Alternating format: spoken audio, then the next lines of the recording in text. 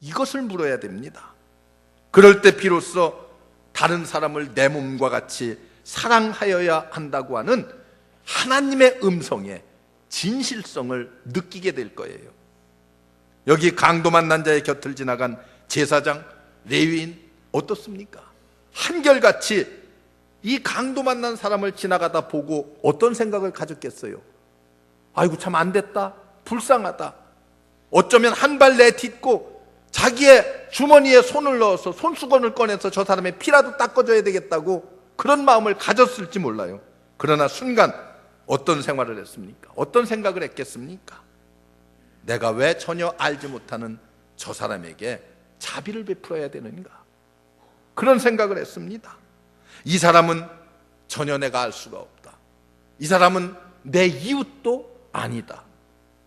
그런 생각을 했어요. 나는 혼자의 몸도 아니고 내가 왜 이 사람을 위해서 희생해야 되는 것인가? 내게는 가족도 있고 내가 감당해야 될 우리의 이웃들도 많이 있는데 내가 왜 이를 위해서 자칫 잘못하면 나도 위험을 당할 수 있는 이 일을 해야만 하는 것인가? 여러분, 그런 생각을 제사장도 했고 그리고 레위 사람도 했을 것입니다. 그래서 어떻게 했어요? 그냥 다 지나쳐 버렸습니다. 성경을 보면은 누가복음 16장에 아주 유명한 비유의 말씀이 나옵니다. 그 비유는 누구요? 나사로와 부자에 대한 비유입니다. 그는 나사로를 자기 가까이 곁에 두지 못하게 했습니다. 왜 그랬겠어요? 저 거지가 더러우니까 내게 뭐 병이라도 옮기지 않을까? 그것이 아닙니다. 아예 저런 거지는 내가 보지 않았으면 좋겠다고 하는 것이 이 부자의 마음이었습니다. 우리는 그런 것들을 다 보지 않기를 원합니다. 이웃의 어려움을 볼 줄 알고 이웃의 비참함을 볼 줄 아는 눈이 뜨여져야지만이 우리는 형제 사랑을 실천할 수 있는 첫 발을 내디딜 수가 있습니다. 여러분 보세요. 지하철을 탔어요. 젊은이가 의자에 앉아 있습니다. 그리고 허리가 구부러진 그냥 아주 허약한 노인이 탔습니다. 그것을 보는 순간 얼른 눈을 감아버리면 어떻게 되겠어요? 그것을 보고 저분에게 내가 자리를 양보해야 되겠다는 생각을 해야 되는데 그것을 보고 못 본 척 눈을 감아버립니다. 여러분 어떻습니까? 불쌍한 사람이, 내가 도와줘야 될 사람이, 이웃이 내 눈에서 사라지게 되면은 그 다음 일어나는 일이 있습니다. 내 양심도 잠을 자게 됩니다. 내 양심도 보지 않으면은 내 양심도 잠을 자게 돼요. 여러분, 우리의 진정한 이웃이 누구입니까? 모든 것 더 말할 필요가 없습니다. 우리는 나 자신을, 여기 있는 제사장, 여기 있는 레위인, 그들과 비교할 때에 나는 도대체 그들보다 나은 것이 무엇인가? 그들과 다른 것이 도대체 무엇인가? 여러분, 내가 레위인이나 제사장과 같이 이웃의 정해진 범위를 딱 정해놓고 그들을 대하지는 않았는가? 사실 오늘 이 말씀을 읽으면서 우리가 깨달아야 될 것은 이런 의미에서 조용히 가슴에 손을 얹고 반성을 해야 됩니다. 각박한 세상에서 우리의 도와줄 이웃을 볼 수 있는 눈을 떠야만 됩니다. 이게 성도 사랑의, 성도들의 주님 사랑의 실천의 첫걸음입니다. 그리고 두 번째, 오늘 이 비유의 말씀을 통해서 우리에게 주는 예수님의 강력한 메시지가 무엇입니까? 예수님은 진정한 사랑이 도대체 무엇이냐, 그것을 우리에게 설명해 주고 있는 말씀입니다. 강도 만난 자는 그 자리에서 몇 사람을 만났어요? 세 사람을 만났습니다. 첫째 사람은요, 제사장이요. 제사장은 짐승까지도 자비와 사랑을 베풀어야 됩니다 라고 하는 하나님의 율법의 말씀을 가르치는 사람이에요. 그걸 모를 리가 없습니다. 다 알고 있어요. 짐승에게까지도 하나님의 자비와 사랑을 베풀어야 된다고 가르치던 이 제사장, 당연히 이 강도 만난 자를 도와주었어야 됩니다. 하나님께 봉헌하는 직분을 그가 감당하고 있었어요.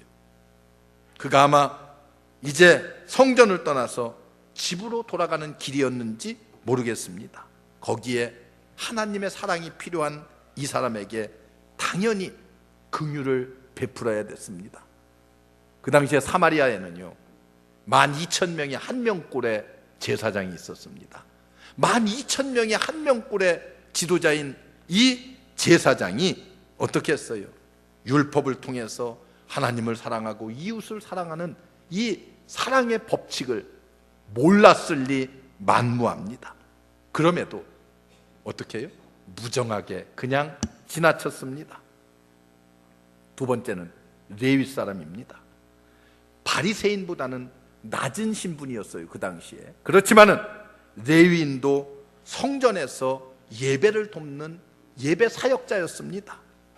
그는 율법의 해석자였어요. 그 역시도 어느 누구보다도 솔선수범해서 하나님의 사랑의 법을 지켜야 될 의무가 있는 그런 사람이었어요. 예수께서 제사장 그리고 레위인 이 두 사람을 비유로 들고 있는 이유가 어디에 있습니까? 진실한 사랑이 상실되고 형식과 위선으로 가득 찬 그런 제사장, 레위인, 종교 지도자들을 꼬집어 책망하면서 기독교의 근본적인 사랑의 실천이라고 하는 것이 어떤 것인가를 우리에게 가르쳐주고 싶은 의도가 예수님에게 있었습니다. 보세요. 세 번째 인물을 보세요. 사마리아 사람입니다.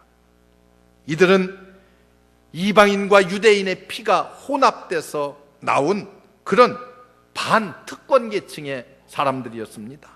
순수한 유대 혈통을 가진 사람들로부터 엄청난 미움을 받는 미움의 대상자였어요. 그런데 이 여리고 도상의 강도 만난 자에게 도움을 주고 자비를 베푼 그 이웃이 되고 친구가 된 사람은 누구입니까? 바로 이 사마리아 사람이라고 성경은 우리에게 말씀하고 있습니다. 우리는 자칫 오해해서는 안 돼요. 그러면은 제사장, 레위 사람은 다 잔인하고 사랑도 베풀 줄 모르고 의리도 없고 그런 사람이고, 사마리아 사람은 다 자비하고 사랑을 베풀고 그런 뜻으로 얘기한 게 아닙니다.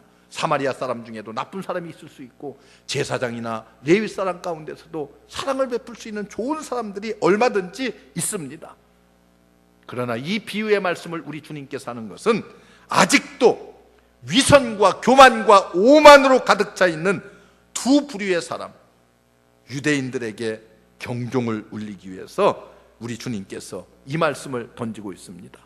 이 율법사로 하여금 사마리아인이 베풀었던 사랑의 실천, 자비를 좀 배워라. 그걸 좀 가르쳐주기 위해서 우리 예수님께서 이 비유의 말씀을 하고 있습니다. 예수님 이 율법사에게 다시 되묻습니다.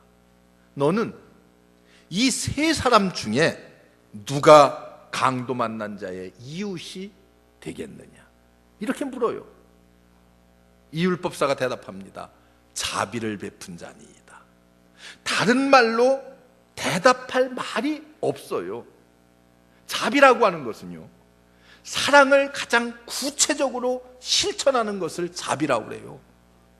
여기 사마리아 사람이 하나님의 사랑을 가장 구체적으로 실천해서 보여주었습니다. 그렇기 때문에 이 율법사는 자비를 베푼 자니이다. 이렇게 대답합니다.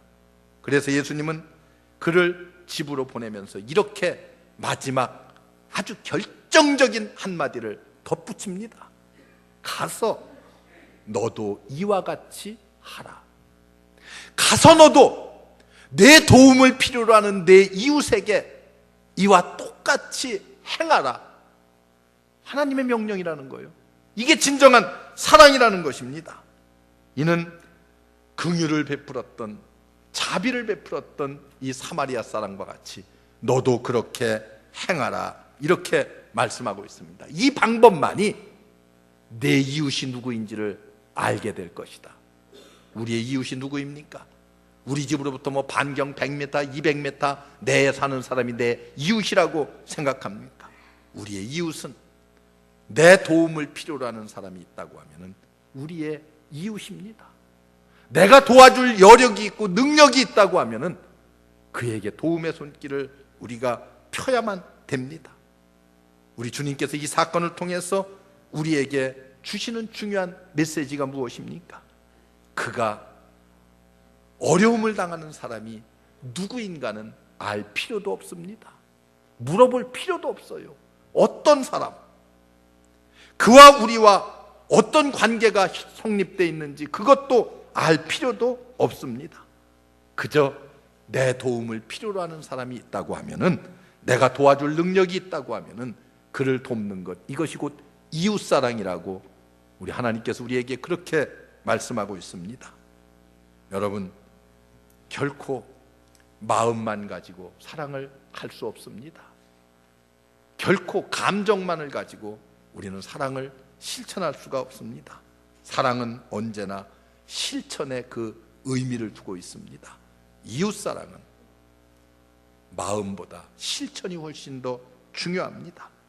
우리는 주위에 불우한 사람들을 보려고 눈을 떠야만 합니다. 형제에게 가까이 갈 수 있는 비결이 어디에 있습니까? 이웃을 볼 수 있는 눈이 뜨여져야지만이 우리는 이웃을 섬길 수 있고 이웃을 사랑할 수 있고 그 사랑을 실천할 수 있습니다. 그럴 때에 우리는 주님의 모습을 볼 수가 있습니다. 우리 주님이 그런 가운데 여러분들에게 역사하기 때문에 그렇습니다. 오늘 기독교가, 그리고 많은 성도들이, 교회가 입으로만 사랑을 외쳐서는 안 됩니다. 불쌍한 사람을 동정하는 것으로 끝을 맺어서는 안 됩니다. 레위인, 제사장, 우리와 다를 것이 무엇이 있겠습니까? 진정한 이웃, 진정한 사랑에 우리의 관심이 모아지지 않는다고 하면은 오늘 주님이 우리에게 주시는 강력한 메시지를 다시 한번 내 마음에 받아들여야 됩니다. 37절의 말씀을 보시고 주님의 음성을 듣기 바랍니다. 곧 가서 너도 이와 같이 행하라. 이 주님의 음성이 여러분들의 귓전을, 그리고 여러분들의 심령을 두드리는 축복의 음성이 되시기를 주의 이름으로 축원합니다. 기도하겠습니다. 은혜로우신 하나님, 감사합니다. 오늘도 우리에게 주님은 말씀하고 있습니다. 너도 가서 이와 같이 행하라. 이 주님의 음성을 마음 깊이 새기게 하옵소서. 예수님의 이름으로 간절히 기도하옵나이다. 아멘.